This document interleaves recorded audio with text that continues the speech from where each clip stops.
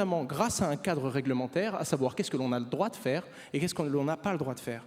Et de fil en aiguille, on a du temps, les institutions s'y intéressent, différents profils d'investisseurs se tournent vers les crypto-monnaies, pas uniquement ceux qui s'intéressent à la finance, et on se retrouve avec beaucoup plus d'intérêt, beaucoup plus de solutions, quand tout le monde a le temps de se poser, prendre du recul et comprendre, et alors qu'on a un régulateur qui a défini un cadre qui nous permet d'exercer. Voilà pourquoi ça s'est accéléré. Très clair. Et alors justement, Louis-Alexandre, vous, aujourd'hui, vous accompagnez des clients dans le cadre de votre métier de CGP. Est-ce que vous pourriez nous expliquer un petit peu comment vous avez vu en fait, les premiers dossiers arriver et comment vous avez géré les premiers clients? Enfin, pour reprendre sur l'adoption, on a aussi des éléments qui sont arrivés aux États-Unis puisque les gouvernements ont donné des chèques aux Américains. Ces Américains étaient en plein confinement. Et donc, la plupart du temps, on avait des gens qui ont mis leur chèque de $1 200 ou $1 800 pour commencer dans la crypto. Deuxièmement, quelque chose qui touche un peu plus notre métier, en mars 2020, avec le confinement, on a une chute généralisée des marchés et les gens voient qu'il y a une correction très forte et se disent il y aura un rebond qui sera aussi fort, sur quels actifs je vais me positionner pour profiter du rebond. Et donc, à ce moment-là, il y a des gens qui n'étaient pas allés sur les cryptos, qui avaient déjà vu des montants, des niveaux beaucoup plus élevés et qui sont venus à ce moment-là. Enfin, troisième élément d'adoption, on avait un régime de taux très bas, donc aucun rendement sur plein d'actifs, et la finance décentralisée commence à proposer des taux de 100, 200, 60, 20, 30. Il y avait tout un tas de taux possibles, et donc les gens se sont dit, tiens, maintenant, moi je peux aussi aller prendre ces taux-là. Donc voilà, pour juste le petit rajout par rapport à ce que disait Owen. Et les premiers dossiers qui sont arrivés, en fait, c'est un peu nous qui les avons suscités, parce qu'en fait, on a parlé à nos clients de Bitcoin depuis 2014. On a écrit dans des lettres, dans des newsletters, et puis ça venait pas, les gens accrochaient pas. Donc, en 2019, on a été un peu plus proactif. On a commencé à faire intervenir en 2019 et surtout en 2020 des spécialistes sur nos webinaires. Et à ce moment-là, quand ils ont vu ces spécialistes-là, les gens ont dit, tiens, en fait, je vois qu'il y a des gens qui sont sensés, qui ont un discours construit, voire des historiens comme Jacques Favier, qui nous expliquent qu'en fait, c'est un vrai facteur de diversification. Donc, on va dire que nous, on a proposé et nos clients sont venus. Et quand on a proposé, il y a des gens qui ont dit « Ah oui, mais en fait, vous savez faire ça aussi. » Et donc, c'est venu comme ça. D'abord parce qu'on a fait attention aussi à ne pas démarcher les clients. On a juste dit « On sait faire et on connaît les gens qui font. » Et à ce moment-là, une partie des clients et des gens qui nous connaissaient sont venus vers nous. Et quelle a été finalement la principale peut-être difficulté? C'était de trouver des partenaires, comment on fait pour conserver les cryptos? Est-ce que ce sont les clients qui vont devoir aussi comprendre que ça implique potentiellement de détenir des clés privées? Alors ça, c'est un vrai sujet parce qu'on a progressé. L'idée du départ n'est pas celle que l'on a aujourd'hui. C'est-à-dire qu'en 2019, on se dit on a des connaissances, mais on n'a pas assez de connaissances. Il faut que l'on trouve des partenaires, comme nous tous, tous mes chers confrères, on trouve des partenaires pour nous fournir des solutions d'investissement. Donc on part là-dessus. Et on a très vite été insatisfait pour deux raisons. La première, c'est que les cryptos, c'est la seule manière de détenir son patrimoine personnellement. On a la possibilité, si on le souhaite, de détenir soi-même une masse d'argent sans qu'elle soit détenue par quelqu'un d'autre, sans qu'elle soit administrée, déposée chez quelqu'un d'autre. Et donc on s'est dit, là, il y a une opportunité unique de détenir enfin son propre patrimoine et de pouvoir faire une transaction sans demander la permission à quelqu'un et sans avoir un tiers de confiance. Donc ça nous a fait nous remettre en question par rapport à notre idée initiale. Et puis quand on y va en 2020, on n'a pas trouvé, parce que moi j'ai fait des formations aussi pour progresser en termes de niveau et devenir expert, et plus ça allait, plus je me disais, il faut que l'on soit capable nous-mêmes de pas tout comprendre, ça serait vraiment manquer d'humilité, mais de comprendre vraiment la majorité des problèmes. Et on a changé notre fusil d'épaule et on est revenu vers nos clients en 2021 en disant voilà, on va vous aider, on va vous conseiller dans l'acquisition, la sécurisation, la déclaration, la formation et maintenant la transmission de vos cryptos. Voilà, alors qu'au départ, ce n'était pas forcément l'idée de départ. Et alors justement, vous avez soulevé un point intéressant, c'est que finalement, ça peut être aussi, en termes de diversification, un facteur presque de recrutement de nouveaux clients. C'est-à-dire que vous allez peut-être avoir des clients qui s'intéressant aux cryptos, et bien, vont passer sur d'autres produits via ce que vous proposez. En fait, on a eu deux types de clients. Les clients qui étaient de la finance traditionnelle et qui sont venus diversifier sur cet actif pour plein de raisons, certaines philosophiques, d'autres économiques. Et ce qui nous a beaucoup surpris, c'est qu'on a vu des gens qui étaient dans le domaine de la crypto, qui pour nous étaient certains des gens un peu, on va dire, un peu légendaires du domaine de la crypto, et qui se sont tournés vers nous en disant « Ah, il y a enfin un gestionnaire de patrimoine, on a au moins quelqu'un de la finance classique qui comprend la crypto et qui raconte pas que des conneries dessus. » Et ça, c'est une phase de clients qu'on n'avait pas du tout imaginé avoir et avec qui on est en contact de manière assez régulière. Et alors justement, Owen, parce qu'on vit comme une période assez particulière, c'est-à-dire que là, on a parlé de la crise, des marchés qui ont fortement augmenté, même on peut dire explosé. On sait que depuis maintenant quelques mois, c'est beaucoup plus compliqué. Comment, justement, quand on est un professionnel et qu'on doit accompagner des clients, on gère ce risque, mine de rien, de fluctuation des cours? Est-ce qu'il y a des stratégies pour se couvrir contre ces risques? Il y en a. Déjà, il faut comprendre qu'au niveau de la volatilité des crypto-monnaies, c'est très drôle, mais je vais reprendre les mots que tu me disais tout à l'heure, les crypto-monnaies sont victimes de spéculation.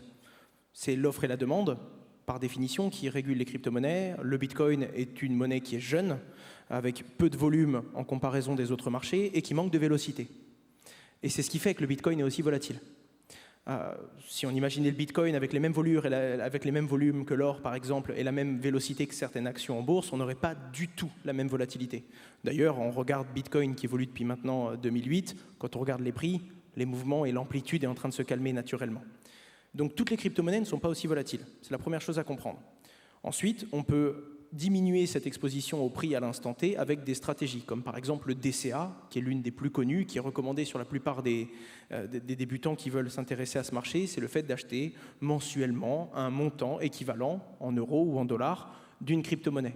Ce qui fait qu'on va venir lisser son prix moyen d'acquisition à travers le temps et moins souffrir de ces mouvements violents à la hausse ou à la baisse. Ensuite, il y a également des crypto-monnaies qui sont plus stables, qui vont être adossées à l'euro, le dollar, le gramme d'or, les métaux précieux. Et donc, on a des crypto-monnaies ou des crypto-actifs qui sont bien différentes d'un Bitcoin ou d'un Ether qui vont être beaucoup plus volatiles. Ça, c'est la première chose à comprendre. La deuxième, c'est qu'il y a différentes façons d'investir dans les crypto-monnaies. Que ce soit différentes façons en tant que personne qui veut investir dans les crypto-monnaies ou en tant que personne qui souhaite le distribuer et en donner l'accès à ses clients. Pour la personne qui veut investir, on peut acheter de la crypto-monnaie directement, c'est-à-dire qu'on va sur une plateforme d'échange régulée, on va décliner son identité naturellement et on va échanger de la monnaie fiat, par exemple, de l'euro ou du dollar face à une crypto-monnaie. On l'achète et naturellement, on prend le risque de s'exposer à sa volatilité. Mais la crypto-monnaie, c'est également un écosystème qui fonctionne sans tiers de confiance sur la plupart des blockchains publiques. C'est-à-dire qu'il n'y a pas une entité, une entreprise qui vient faire fonctionner cette monnaie. Ce sont les utilisateurs, ce sont les gens qui détiennent la crypto-monnaie qui vont participer et qui vont être rémunérés pour ça. C'est-à-dire qu'on peut s'investir en crypto-monnaie en investissant du temps et en travaillant. Et on peut sécuriser une blockchain et être rémunéré pour ce travail de sécurisation, tout en recevant et donc finalement en investissant dans les crypto-monnaies. Et ensuite, il y a la façon dont on va distribuer cette expertise-là. Et là, pour le coup, il y a vraiment différentes façons de le faire, que ce soit quand on est PSAN à travers la détention de cryptoactifs pour compte de tiers, que ce soit à travers de la gestion sous mandat, et même d'autres formes. Oui, en fait, juste pour rebondir sur ce que dit Owen, en fait, on a différentes manières de faire. Il y a des gens qui se sentent à l'aise avec certaines manières de détenir et des gens qui ne se sentent pas à l'aise. Donc nous, par exemple, on ne va pas forcer les gens à détenir eux-mêmes leurs cryptoactifs s'ils ne se sentent pas à l'aise avec ça. Donc, en fait, aujourd'hui, dans l'offre, qu'est-ce que l'on a? On a la possibilité de se faire conseiller pour acquérir, sécuriser, et ainsi de suite. On a la possibilité d'aller faire des acteurs régulés comme Just Mining qui va proposer donc l'acquisition et aussi des stratégies de mandat sur les cryptoactifs.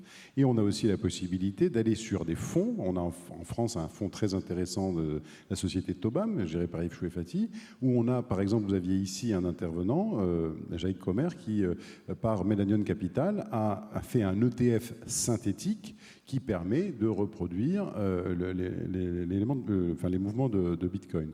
Donc en fait, effectivement, il y a différentes manières, il y a une offre qui est en train de s'étoffer, et aujourd'hui, en me promenant dans les allées, enfin, aujourd'hui et hier, j'ai découvert encore d'autres offres de services qui sont en train d'émerger. Et alors Faustine, Petite question, est-ce que justement au sein de l'ADAN, vous avez de plus en plus de membres, est-ce que vous voyez justement des CGP, enfin je veux dire, ces nouveaux acteurs un peu taper à votre porte, ou alors est-ce que ça reste encore un monde qui est plutôt focalisé sur la crypto? Je parle de l'ADAN.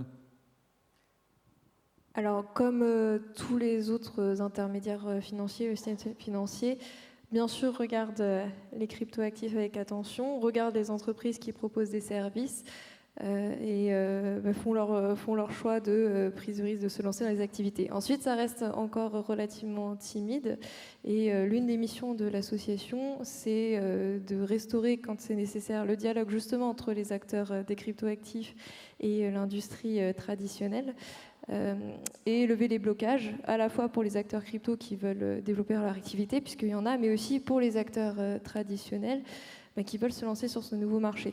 Ce sont des acteurs en plus qui ont, on va dire, un avantage en ce que la réglementation qu'on est en train de mettre en place, ils sont déjà très familiers et davantage prêts peut-être que des nouveaux entrants. On l'a dit plusieurs fois, mais l'industrie des cryptoactifs, ce sont pour les pure players, vraiment des entreprises jeunes qui se structurent et pour qui il y a tout à faire, y compris la mise en conformité. Donc c'est un travail d'autant plus important. Et donc pour les acteurs de la banque finance traditionnelle, sachant que la réglementation des marchés de cryptoactifs s'inspire énormément de la réglementation financière, il y a cet avantage qui, à notre sens pour l'instant, n'est pas saisi. Et donc c'est pour ça d'ailleurs que l'on voit aujourd'hui les Français qui veulent souscrire à des services sur les marchés de cryptoactifs, ils vont vers ces nouveaux entrants. Parce qu'ils s'adressent d'abord en général à leurs intermédiaires. Alors il y en a qui sont plus avancés que d'autres, mais en général ils s'adressent d'abord à l'intermédiaire de confiance et en général ils ne trouvent pas les réponses. Donc ils vont vers ces nouveaux acteurs, ces nouveaux PSAN pour aller sur ces marchés. Il y a encore un besoin pour l'écosystème traditionnel de répondre à ces questions de leurs clients. Sous peine que ces clients aillent ailleurs. Il y a une clientèle qui peut encore être considérée comme captive. Ensuite, on l'a vu, les investisseurs en cryptoactifs sont des populations très jeunes qui, elle, n'est pas captive, encore des intermédiaires classiques. Donc il y a un risque de déperdition vers ce nouveau système des intermédiaires crypto et de la finance décentralisée aussi. Il y a un risque vraiment accru sur ces néo-investisseurs d'être complètement libérés de l'industrie traditionnelle. Mais l'industrie traditionnelle pose des problèmes au développement de l'industrie des cryptoactifs.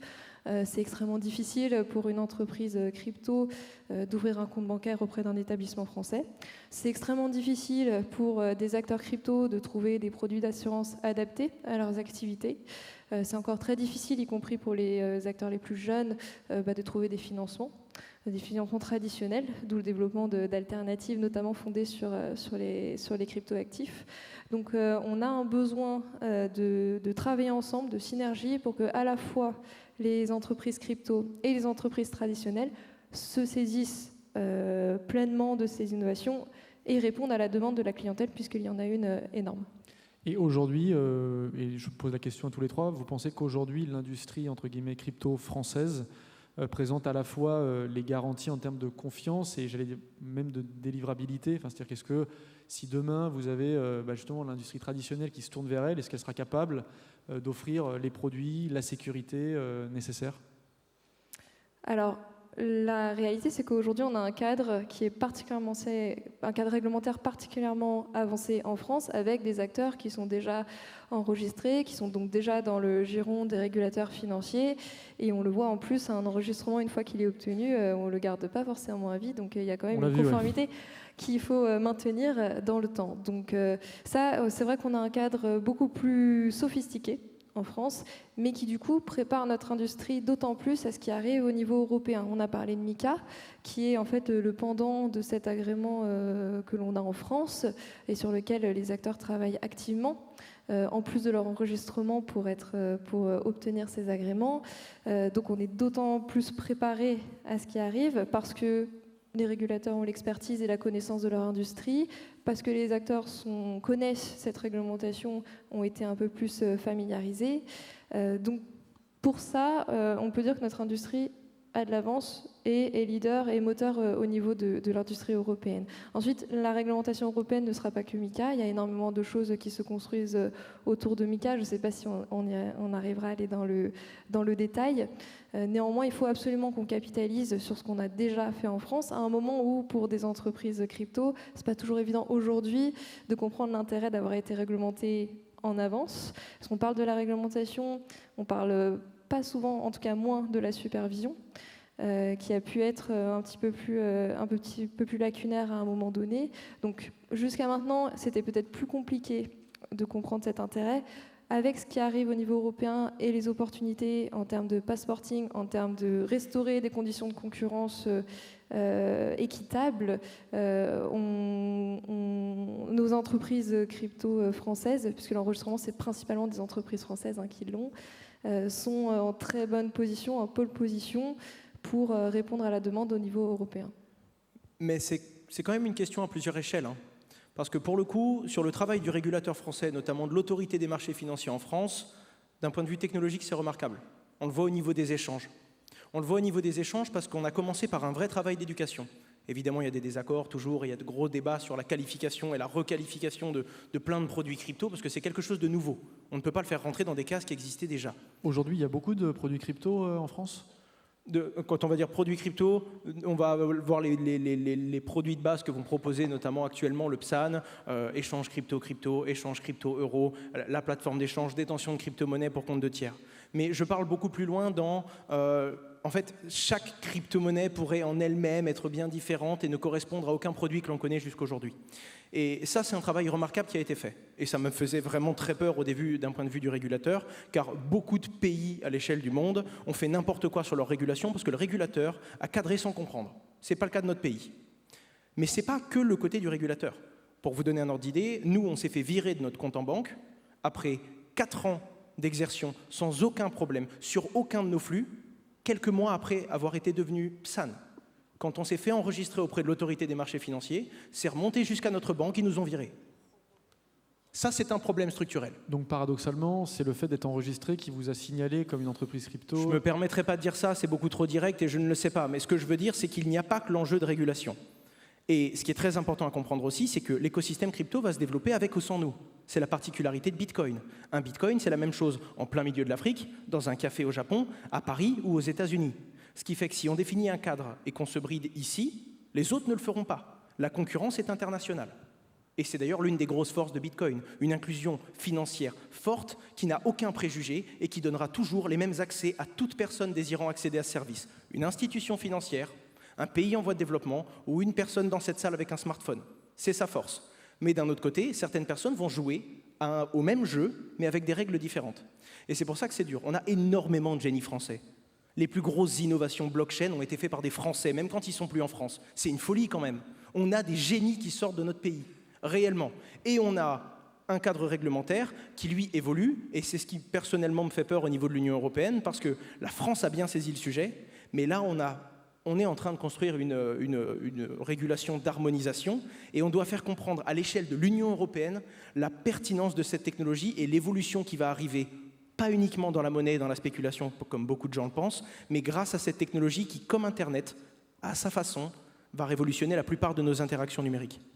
En fait, la régulation, c'est un des éléments, mais en fait, les écueils, ils sont un tout petit peu au-delà. Globalement, on est très heureux que notre régulateur ait pris ce dossier à bras-le-corps. Mais derrière, on a d'autres problèmes. Comptablement, comment je qualifie le revenu ou le jeton que j'ai. Il y a un vrai sujet. Et on dit quelle fiscalité, mais si on n'a pas qualifié le jeton ou le revenu que j'ai, comment je veux décider de la fiscalité derrière? Aujourd'hui, vous faites comment, par exemple? Je vais répondre à ça juste après. Je vais prendre un autre exemple comme Bitcoin. Bitcoin, vous avez dit, madame, et vous avez raison, que ce n'est pas une monnaie. Ceci étant, en droit fiscal ou en droit international, à partir du moment où un pays a reconnu Bitcoin comme une monnaie officielle, il est difficile, alors qu'on n'a pas renvoyé l'ambassadeur, on n'a pas rompu nos relations internationales avec ce pays, de considérer que Bitcoin, qui est monnaie légale dans un pays avec qui nous avons une relation diplomatique, eh bien, ça ne soit pas une monnaie en France avec les conséquences fiscales qui s'y appliquent. Voilà, voilà pour dire ça. Et comment fait-on ? Il y a une partie qui est extrêmement simple, qui est déjà, on essaie de faire faire à nos clients des choses que l'on sait déclarer. Donc on sait très bien déclarer, même si c'est d'une complexité folle, et le mot folle me semble faible, pour déjà faire la déclaration des plus-values crypto. Et puis après, on rentre dans les revenus, dits passifs ou actifs. Et là, on n'est pas sans une certaine incertitude sur la qualification du revenu. Même si les choses évoluent, on va dire qu'il y a des forces en présence qui n'ont pas forcément le souhait que ça se simplifie. Et il faut que l'on fasse avec. Donc on prend nos responsabilités. Parfois, on va voir l'administration fiscale. Parfois, elle est en mesure de nous répondre. Parfois, elle n'est pas en mesure de nous répondre. Dans ces cas-là, on fait un rescrit. Parce que si on fait un rescrit, sa réponse, on peut l'appliquer. Ou si elle ne répond pas, on applique ce que l'on a dit. Mais en tout cas, ça, c'est un vrai chantier qui est annexe à la régulation, mais qui est majeur. Parce que un des freins, on a fait un webinaire il y a 15 jours sur la fiscalité, ça s'appelait « Délices d'initiés ». La plupart des gens ont terminé en disant mais alors en fait, la fiscalité, c'est incompréhensible en employant un terme poli. Incompréhensible. Et c'est un frein majeur à l'adoption aujourd'hui. Et aujourd'hui, ça représente, dans les volumes que vous traitez, c'est évidemment minoritaire, mais on peut avoir une idée un peu sur les cryptos, ce qu'elles représentent sur votre activité au global ? Nous, on dit aux clients qu'il ne faut pas dépasser 2% et pour certains 5% des investissements. C'est-à-dire que si l'investissement a fait un multiple, eh bien, il ne va pas vendre pour autant. Donc aujourd'hui, on peut dire que dans ce que l'on, par défaut, ça représenterait ça à peu près de notre activité. Mais comme on a des gens qui sont venus nous voir avec des portefeuilles majoritairement crypto et beaucoup plus importants, on va dire que ça dépasse. Alors c'est un axe de communication, je ne vais pas vous mentir, qui est très intéressant pour se différencier, mais 95% de notre travail avec mes associés qui sont ici porte sur d'autres actifs que la crypto, même si il nous semble important d'être présent sur ce marché dès aujourd'hui. Parce que finalement, le risque, et on en parlait, tu l'évoquais Owen, le risque, ce serait quoi en passant à côté des cryptoactifs ? On a vu, Mme Castel l'a dit très, très bien, c'est que des gens n'ont pas d'éducation. Donc comme ils se sont fait avoir dans le crowdfunding, comme ils se sont fait avoir dans le trading, parce que j'aimerais bien qu'on ait les chiffres du trading pour voir un peu ce que ça représente comme perte, les gens n'ayant pas assez d'éducation financière vont faire confiance à des sites, des appels, des choses comme ça. Et premièrement, le problème, c'est les arnaques, pour commencer. Deuxièmement, ils font des opérations et ils ne se rendent pas compte des dangers dans des opérations. Tu connais très bien le rug pull, mais on va dire qu'il y a les marchés réglementés eux-mêmes ont des manipulations, puisqu'il y a eu des amendes qui pleuvent, notamment aux États-Unis, donc il ne faut pas dire qu'il n'y a pas de manipulation sur les marchés réglementés. Eh bien, là, c'est pareil. Comme les personnes sont seules en face de leur ordinateur, elles s'exposent à des risques qu'elle maîtrise ou pas. Un exemple très simple, je veux que ma transaction passe très vite. Je mets un peu plus de frais pour qu'elle passe très vite. Il y a un petit malin qui a un robot qui dit moi je vais passer juste avant toi pour prendre les frais que tu as mis et moi je la passe pour moins cher. Et il se paye en fait, au lieu que vous payiez vos frais de transaction qu'elle aille vite, vous les payez à quelqu'un qui vous les vole. Voilà. Donc en fait, l'éducation fait partie de nos formations, de nos forfaits pour que les gens comprennent et qu'ils ne se fassent pas avoir. Et ça, c'est pareil, Owen, c'est quand même le premier influenceur crypto en France, avec sa chaîne, avec Asher. Et il fait un travail d'éducation dont j'ai moi-même bénéficié. Voilà. Et c'est très important que aussi bien les associations qui représentent un peu l'institution de notre profession, que les influenceurs sérieux, que les médias, et que des gens dans la profession se lèvent pour partager un savoir et pour éviter justement tout ça. Une petite réaction, Faustine ? Je veux le poser quand même, parce que je suis très souvent pessimiste. Dès qu'on me donne le micro, j'essaye de passer le mot. Et on essaye de faire peur aussi quand on a le micro, du coup, toujours sur les cryptoactifs. Mais il y a quand même une réalité qu'il faut donner, c'est que déjà, oui, la France a énormément avancé. Et ensuite, il y a beaucoup de choses, que ce soit au niveau des comptes bancaires, les banques qui sont en train de devenir PSAN ou qui avancent, comme certains gros établissements, et qui commencent à proposer des solutions. On aurait pu partir de France quand on a fait couper notre compte. On n'avait pas le choix. Mais c'est un gros acteur français qui nous a rattrapés quand même, qui nous a dit « Attendez, tout le monde n'a pas la même position ». Au niveau des assurances, c'était compliqué. Plus de 50 refus d'assurance en 5 ans. Hein. On commence à avoir des acteurs qui ont du mal et qui, tant bien que mal, mettent un pied devant l'autre et commencent à nous proposer des solutions un peu trop coûteuses, pas totalement adaptées, mais ça y est, le marché, le risque s'est inversé. Ne pas aller dans les crypto-monnaies est plus risqué aujourd'hui que ce ne l'était à l'époque de prendre la décision d'aller dans cette direction. Et c'est la concurrence qui va réguler tout ça.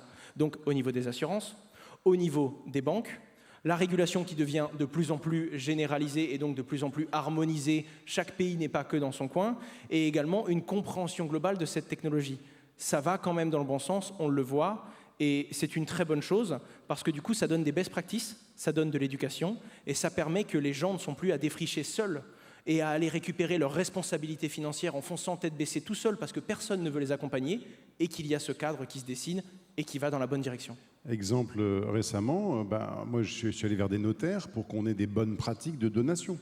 Et en interrogeant 2 notaires qui font des donations, il y en a un qui me dit « moi je veux absolument la transaction avant la donation » pour constater la transaction dans la donation, et un autre qui dit « non, moi je veux la donation avant la transaction ». Donc en fait, on n'a pas d'unité là-dessus, et nous on a décidé en tant que protecteur du client, quelque part, protecteur du patrimoine du client et interlocuteur du client, de dire, bon, attendez, avec les notaires, il va falloir qu'on se mette d'accord sur des bonnes pratiques et sur des outils pour pouvoir transmettre ces cryptos, notamment. Il y a une problématique de transmission des clés privées. Et donc là, on a décidé d'être acteur sur ces sujets-là parce qu'on ne peut pas passer à côté. Et la DAN a eu la gentillesse de mettre des moyens justement et de dire qui veut se mettre sur ce sujet-là. Nous, on a été très heureux d'y participer. Et ça fait partie aussi de ces choses qu'il faut faire avancer. Et alors justement, sur les choses sur lesquelles vous avez avancé, aujourd'hui, qu'est-ce qui finalement marche très bien concernant les cryptos dans votre activité et qu'est-ce qui peut encore poser problème ? Ce qui marche très bien aujourd'hui, c'est une stratégie d'acquisition. La plupart du temps, que les gens veuillent acheter des cryptos où on est déjà, la plupart du temps, on voit qu'il y a un manque de stratégie. Et la plus simple, c'est l'achat régulier, mais pas que. Il y a différentes manières. On se remet en question tout le temps. Mais déjà, le premier point, ce qui marche très bien, c'est la stratégie. Et on a des outils et des professionnels pour pouvoir mettre en œuvre nos achats de manière régulière et qui sont bien régulés, bien enregistrés. Il n'y a pas de souci là-dessus. Ça marche très bien. Sur la partie sécurisation, il faut se féliciter qu'on a en France un leader mondial, Ledger, qui fabrique ses clés à Vierzon. C'est quand même extraordinaire. Il les assemble. Oui, il les assemble. Et en tout cas, il a le mérite d'être à Vierzon. Et donc, ça, c'est pareil. La sécurisation, ça marche bien. Et il y a en plus des progrès. Donc, ça marche très bien. La fiscalité, on l'a vu. Ça, c'est une zone de danger, mais pour tout le monde. Et puis ensuite, on a des progrès à faire. La formation, on est tous là pour en faire tous les 4 sur scène. Et enfin, la transmission, pour moi, me semble un sujet qui n'est pas encore bien assuré. On sait qu'il y a des cryptos qui sont définitivement perdus, notamment des bitcoins qui sont définitivement perdus en cas de décès. Et donc là, il y a un gros travail à faire, mais il suffit juste de se mettre d'accord et c'est pas très compliqué. Si on met les égos de côté, ça peut aller très vite. Et Faustine, vous pensez que ces chantiers vont être assez simples à mener ou ça va prendre du temps ? Alors ça prend beaucoup de temps, parfois un peu trop. On le voit actuellement, on a des problématiques fiscales importantes à résoudre sur les sujets de cryptoactifs. On travaille depuis 2 ans avec l'administration fiscale. On a été relativement déçus dans le projet de loi de finances que tout ce travail ne se soit pas matérialisé, alors qu'on a à la fois les entreprises et les contribuables qui souffrent aujourd'hui de complexité dans le régime actuel, notamment au niveau des déclarations, de flou, d'incertitude et même de dispositions qui sont pénalisantes pour le pouvoir d'achat. Donc parfois, on a l'impression que l'urgence n'est pas comprise par nos décideurs, par notre administration. Quel est l'intérêt, pourquoi est-ce que c'est crucial qu'on ait notre industrie des cryptoactifs forte, nos futurs champions chez nous ? On est tous d'accord, la réglementation, elle est nécessaire de par les objectifs qu'elle vise. La protection des investisseurs, la lutte contre la criminalité financière, la lutte contre la cybercriminalité. Si on est d'accord avec ça, il nous faut des champions, en France, en Europe, pour appliquer ces règles qui vont permettre d'atteindre ces objectifs. Si on va trop loin, si la réglementation n'est pas proportionnée, si elle n'est pas adaptée, si elle n'est pas appropriée à ce secteur, on le rappelle, qui est jeune, qui se structure, comment faire respecter ces règles? Comment atteindre ces objectifs? On ne pourra pas. Ça va être d'autres acteurs qui vont développer l'innovation et qui peut-être sont moins disants ou ont moins d'ambition par rapport à ces objectifs de réglementation. Donc, pourquoi ces champions? Si on veut protéger nos investisseurs, si on veut lutter contre le financement du terrorisme, contre le blanchiment, etc. Pourquoi ces acteurs? Il y a aussi, on n'a pas encore évoqué, mais cet impératif de souveraineté numérique qui repose justement sur ces futurs champions. On a les GAFAM de l'Internet de l'information qui ne sont pas européens. Ce qui arrive avec les cryptoactifs, avec les réseaux blockchain, c'est qu'on passe de l'Internet de l'information, le Web 2, à l'Internet de la valeur, le Web 3, ce qu'on ne pouvait pas faire avant sans les réseaux blockchain. Donc, qui vont être les champions demain, qui vont permettre en fait de donner accès aux Français, aux Européens, au monde entier, à ce nouveau quotidien numérique, en fait, de plus en plus numérique? Qui va bénéficier des retombées économiques? Qui va créer de l'emploi? Qui va avoir la vision sur les nouveaux flux financiers, sur la vie financière, voire la vie privée des citoyens? Ça serait mieux que ce soit des acteurs français et européens. Donc il faut qu'on encourage, par la réglementation, on en a beaucoup parlé, ces entreprises, mais pas que, qu'on lève les blocages dont on a parlé avec l'industrie actuelle et qu'on parle des opportunités, parce qu'on parle des risques des cryptoactifs, mais il faut qu'on parle des opportunités, des cas d'usage financiers, puisque c'est plutôt la matière aujourd'hui. Mais en réalité, les cryptoactifs, les réseaux blockchain gagnent tous les secteurs économiques. Le luxe, l'art, le divertissement, même les réseaux sociaux. Et la décentralisation gagne de nombreux segments économiques et façonne notre quotidien de demain. Qui va façonner notre quotidien de demain? C'est la question, est-ce que c'est nos champions ou est-ce que c'est les champions outre-Atlantique? Et alors justement, Owen, puisque là nous abordons plutôt quand même le volet financier, tout ce qui concerne les cryptoactifs, quels sont un peu les 2-3 segments qu'il faut regarder aujourd'hui concernant cette dimension financière des cryptos? La première, c'est l'achat-détention. C'est quand même ce que font beaucoup de monde et ça offre déjà suffisamment de volatilité pour permettre du coup d'exposer son portefeuille à un peu plus de risques et potentiellement pouvoir saisir l'une des hausses fulgurantes des crypto-monnaies. Ensuite, il y a l'accumulation quantitative. Quelle que soit la valeur de la crypto-monnaie, on peut la faire travailler dans la blockchain pour augmenter sa quantité. Quand on parle de faire du stacking sur Ether, on ne parle même pas de l'Ether qui va prendre ou perdre de la valeur. On parle de bloquer un Ether, de sécuriser des transactions dans le réseau et de transformer un Ether en 1,06 Ether parce que le réseau nous a rémunérés pour ce travail de sécurisation. Rien que ces deux grandes familles, que l'on retrouve dans la plupart des mandats sous gestion aujourd'hui, dans les sociétés enregistrées qui proposent ce genre de services, sont les grandes opportunités que tout le monde peut saisir, que ce soit pour faire travailler sa trésorerie d'entreprise ou pour prendre une ligne de croissance technologique dans son portefeuille. Après, naturellement, il va y avoir de l'equity particulier également. Ce sont des nouvelles startups avec de folles croissances et des croissances un petit peu différentes de celles qu'on arrive à comprendre et à palper dans ce pays. C'est-à-dire qu'aujourd'hui, on a un modèle de Startup Nation, on est entrepreneur, on lève des fonds, on paye des gens, on essaye de construire une solution pour essayer de résoudre un pain point. Si on y arrive, on a réglé un problème, on a créé de la valeur, bingo, on s'est valorisé. Si on n'y arrive pas, on doit encore lever des fonds pour embaucher des gens, pour améliorer notre solution, pour pivoter, et on lève, et on lève, et on lève. La crypto-monnaie et le monde de la blockchain proposent des rendements qui existent maintenant. On peut travailler et obtenir une rémunération pour ce travail tout de suite. Ce qui veut donc dire que sans tout le temps avoir besoin d'un levier de dette systématique dans tout ce qu'on fait, on peut aujourd'hui créer de la valeur. En plus de ça, au niveau des levées, il y a également des levées communautaires. On n'est pas toujours obligé d'être tenu par un VC, par une entité ou un établissement financier qui nous a financés et qui va nous imposer des guidelines. L'entrepreneur peut avoir la liberté de construire la solution avec un financement qui vient de sa communauté. C'est quand même dingue. C'est quelque chose qui n'existait pas avant, qu'on a vu arriver avec le crowdfunding, mais qui était encore peu palpable et qui était complexe. Et aujourd'hui, la blockchain propose, comme beaucoup de gens le disent, la blockchain n'a de valeur que la confiance qu'on lui porte. La blockchain, c'est la confiance. L'entreprise peut lever des fonds vis-à-vis de sa communauté et n'aura que cette confiance pour livrer une solution.